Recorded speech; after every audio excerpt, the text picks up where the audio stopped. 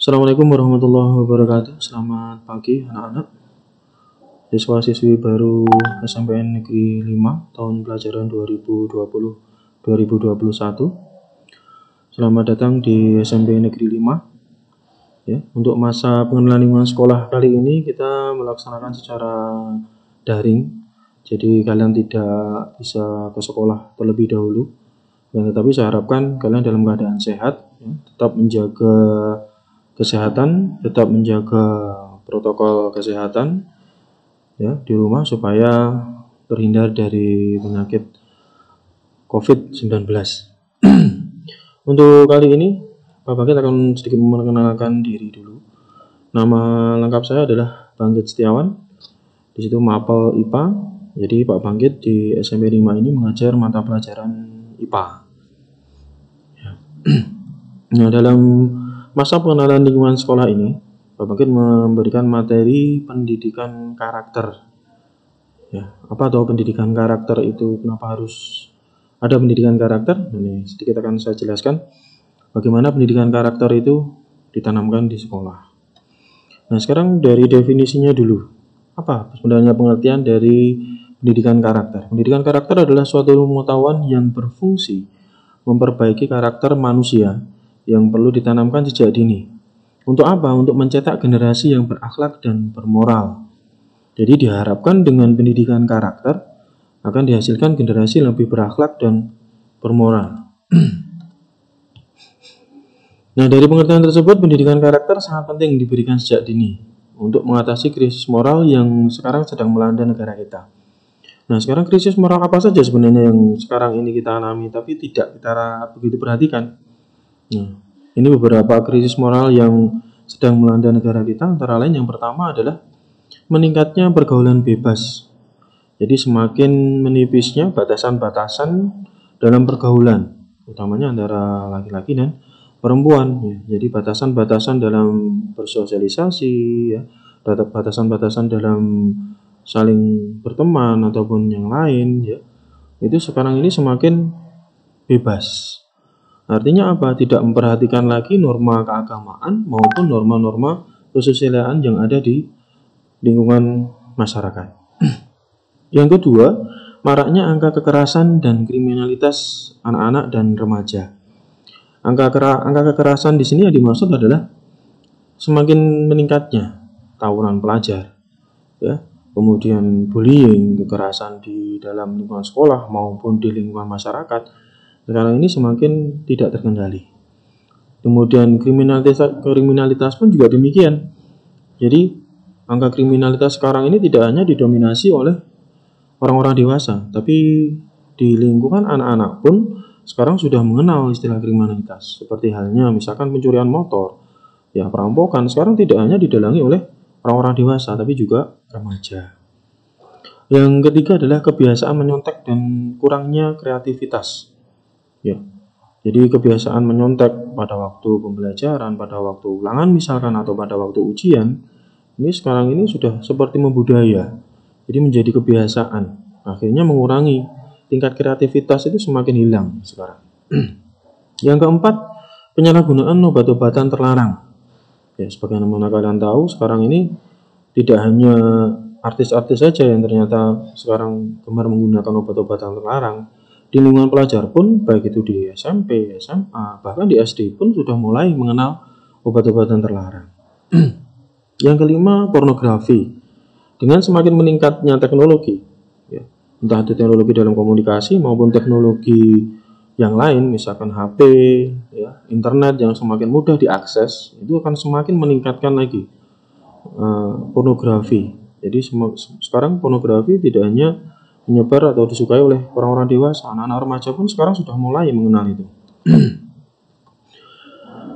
Nah, dari beberapa krisis moral tersebut, ini sangat penting sekali pendidikan karakter itu ditanamkan sejak dini untuk kalian, terutama siswa-siswi baru SMP Negeri 5. Supaya apa? Supaya krisis moral yang selama ini kita alami itu semakin lama semakin berkurang, tidak semakin meningkat. Nah, karena itu ada beberapa nilai dari pendidikan karakter yang harus kalian tanamkan dalam diri kalian. Yang pertama adalah nilai religius atau nilai keagamaan. Nah, dimaksud di sini adalah karakter atau sikap perilaku yang taat terhadap ajaran agama sesuai yang dianut. Agama apapun yang kalian anut pasti akan memberikan ajaran yang lebih baik. Tidak ada satu agama pun di Indonesia ini yang memberikan ajaran yang jelek. Selain itu, toleransi terhadap umat beragama, ya, kemudian kerukunan antar pemeluk agama itu juga masuk dalam nilai-nilai religius. Yang kedua, nilai nasionalis atau biasa kita kenal dengan istilah nasionalisme. Jadi karakter ini adalah karakter dari masyarakat yang cinta terhadap tanah air. Artinya apa? Tidak mementingkan kepentingan pribadi dia atau kepentingan golongan di atas kepentingan negara. Yang ketiga adalah nilai mandiri atau nilai kemandirian. Jadi sikap dan perilaku yang tidak tergantung terhadap orang lain, nah, dalam menyelesaikan tugas atau pekerjaannya. Jadi dalam kemandirian di sini adalah wajib bagi kalian untuk mulai belajar untuk melakukan segala sesuatu itu dilakukan secara sendiri tanpa menggantungkan terhadap orang lain. Kemudian yang berikutnya, yang keempat adalah nilai gotong royong. Jadi karakter yang menunjukkan sikap saling tolong-menolong, saling bekerja sama, dan saling membantu untuk mencapai tujuan agar hasilnya itu lebih optimal. Gotong royong yang dimaksud di sini adalah gotong royong dalam hal yang positif.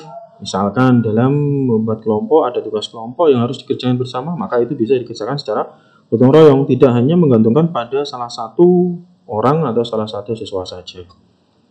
Kemudian yang keempat adalah integritas. Integritas ini adalah karakter yang menunjukkan sikap konsisten dalam perkataan maupun perbuatan. Artinya, setiap kita harus memiliki sikap yang konsisten. Istilah orang Jawa mencela-mencela. Jadi kalian tidak boleh melakukan hal-hal yang tidak konsisten. Jadi antara perkataan dan perbuatan harus sesuai. Nah, berikut ini akan Bapak tampilkan bagaimana sebenarnya pendidikan karakter di sekolah itu ditanamkan. Nah, dalam kegiatan pendidikan karakter seperti ini di sekolah, ada kegiatan-kegiatan di sekolah yang ditanamkan. Yang pertama adalah kegiatan intrakurikuler atau kegiatan belajar mengajar, ya, kegiatan kokurikuler, kegiatan intrakurikuler, ya, kemudian ekstrakurikuler atau kegiatan yang mengangkat bakat dan minat kalian. Kegiatan-kegiatan non kurikuler dan biasa pendidikan atau di sekolah seperti upacara, kemudian saling bersalaman, nanti juga itu membaca buku di sekolah maupun di perpustakaan.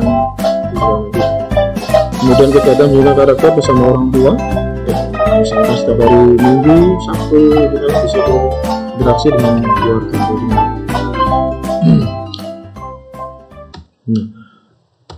Nah, jadi kegiatan pendidikan karakter nantinya tidak hanya pendidikan karakter itu di sekolah, tapi juga di rumah itu akan harus ditanamkan.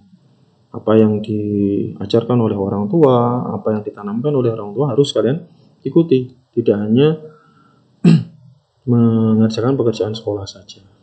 Nah, bagaimana dampak dari hasil pendidikan karakter di sekolah? Apa sih yang diharapkan dari pendidikan karakter? Yang pertama adalah menyeimbangkan kemampuan kognitif peserta didik. Jadi nantinya kalian tidak hanya memiliki pengetahuan dalam bidang eksak saja, pendidikan agama saja, atau pendidikan yang seni saja, tidak, tapi diseimbangkan antar kesemuanya.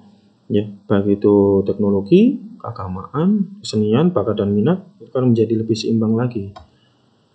Yang kedua, peningkatan prestasi peserta didik.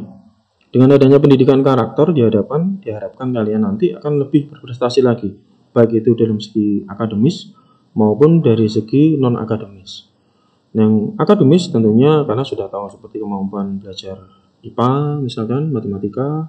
Kemudian non akademisnya apa? Kesenian, olahraga, itu termasuk dalam non akademis. Yang ketiga adalah melatih mental peserta didik menjadi lebih stabil. Dengan adanya pendidikan karakter akan menjadikan mental kalian lebih stabil, tidak mudah terpengaruh oleh lingkungan, terutama hal-hal yang negatif, itu tidak akan mudah sekali terpengaruh terhadap kalian. Yang keempat, membentuk rasa percaya diri. Jadi yang biasanya dulu tidak berani bercerita, tidak berani mengungkapkan pendapat, ya, tidak berani tampil di depan umum, ini akan mulai belajar untuk bisa lebih percaya diri lagi, tampil di depan umum. Yang kelima adalah membentuk kemampuan berkomunikasi. Nah, apa sebenarnya manfaat dari komunikasi? Komunikasi ini sangat penting sekali untuk hidup bermasyarakat, karena tanpa kemampuan komunikasi kalian tidak akan bisa menyampaikan pendapat kalian bagaimana, ya. Kemudian menyampaikan ide atau gagasan yang baik untuk masyarakat maupun untuk lingkungan, ya, itu butuh kemampuan berkomunikasi agar apa yang kita pikirkan, apa yang ide yang ingin kita sampaikan akan mudah untuk diterima oleh masyarakat. Yang keenam, membangun jiwa yang penuh tanggung jawab. Nah, diharapkan dengan pendidikan karakter ini nanti akan menimbulkan sikap-sikap yang lebih bertanggung jawab terhadap diri sendiri maupun terhadap lingkungan. Dan yang ketujuh, membangun jiwa anak yang lebih religius. Seperti yang Bapak katakan tadi, di sekolah nanti tidak hanya pendidikan agama saja, tapi juga pendidikan religius, keagamaan. Baik, demikian tadi pembelajaran tentang pendidikan karakter. Semoga bermanfaat bagi kalian. Terima kasih. Assalamualaikum warahmatullahi wabarakatuh.